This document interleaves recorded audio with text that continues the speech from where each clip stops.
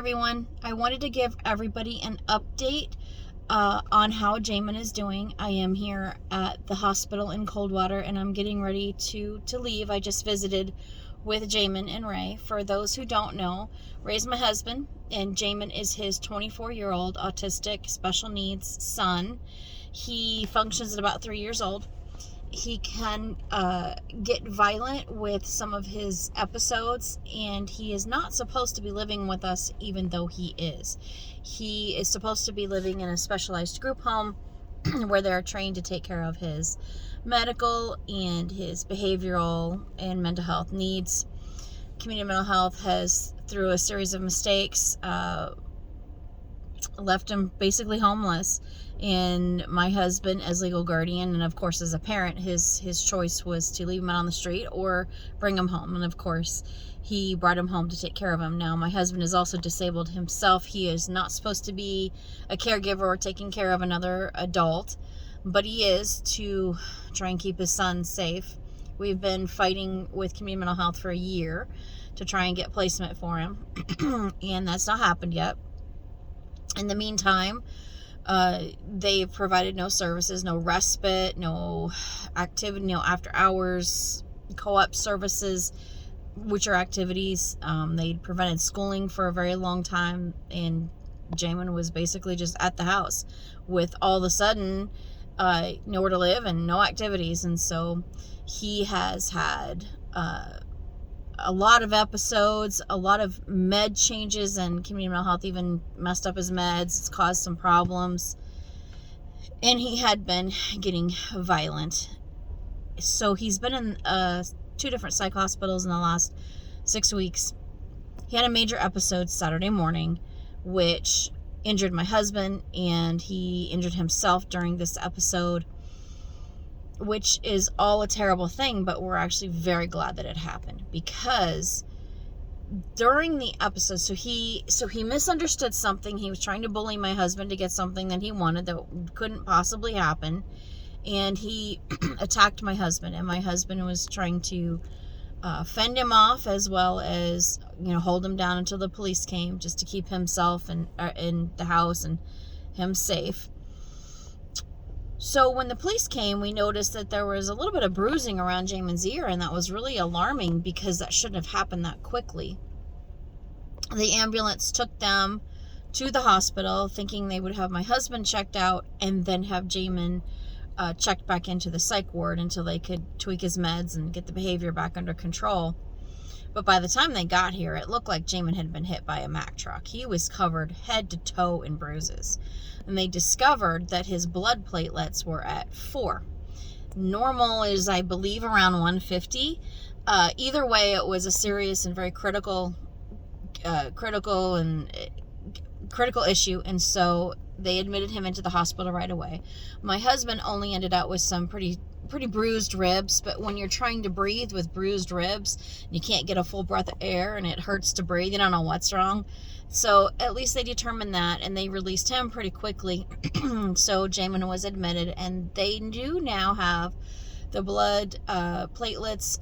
They're bringing it back up to normal range, getting that under control, but there's a whole host of other medical things that have been thrown off.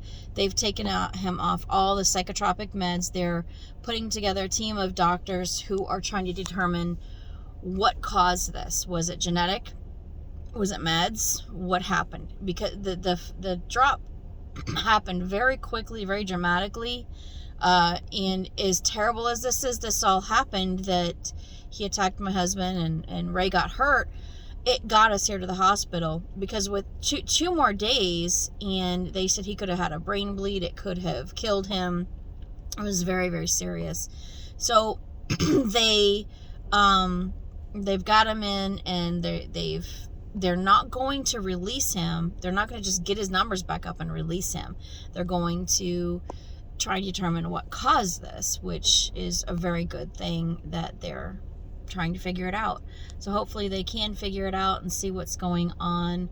But my husband hasn't gotten any sleep in just a couple of days. I really wanted to stay a little bit longer and help out, but if Jaymon can sleep, then hopefully my husband can get some rest as well.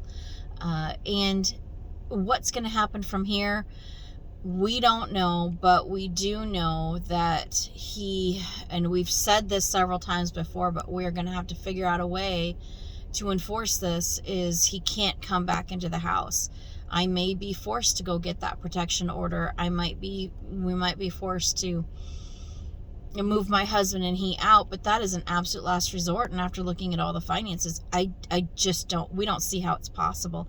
And then on top of that, Ray is not supposed to be taking care of another person. His health is just deteriorating quickly, because of the amount of physical stress and strain it takes to take care of somebody like Jaymon just by himself.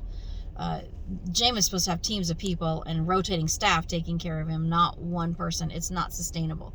It's not a good situation. So, after a phone call with Community Mental Health, I'm going to need to follow up with them and really just put the pressure on, get in front of a judge as quickly as we can. Something has to happen, where my husband is not the sole person taking care of Jaymon. Jaymon does not have a caregiver. It's not supposed to be myself, Ray.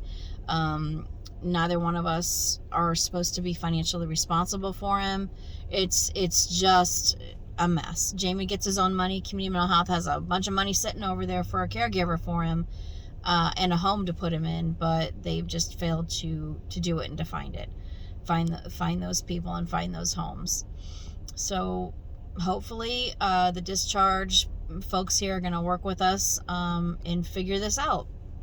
So we'll keep everybody updated on what this all might look like. Tomorrow, when I see Ray, as long as he's got some rest, either tonight or tomorrow with Ray, we'll make another video on what this might look like and what our options are going to be.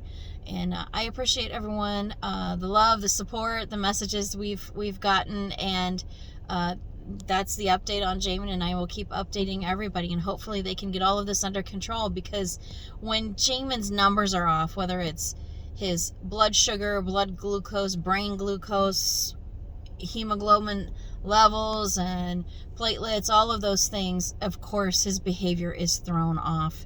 And that is, if we can get to the bottom of some of this, the behavior should start to get under control. He was much better coming back this time. He was able to hold it together at school, but just like any kid that targets their parents or wants to bully or doesn't get their way, they're going to act out more at home. And so that still seems to be the case. But he shouldn't be in the home. He should, the state's got funding, they've got money available, they just haven't been able to do the job. So we will keep updating everybody, and hopefully we'll be able to hear a little bit from Ray and Jaymon tomorrow as Jaymon starts to recover and get better, and Ray's recovering and getting some rest, hopefully. So thank you so much. Bye.